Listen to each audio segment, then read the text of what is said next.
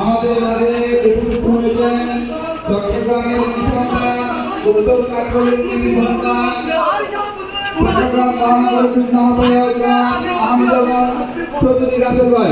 আপনারা তাকে সবাই কলকাতার মাধ্যমে স্বাগত জানার জন্য ভিডিও জানাচ্ছি।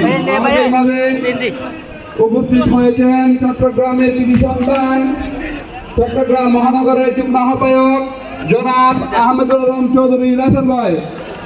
রাসেল ভাইকে আমরা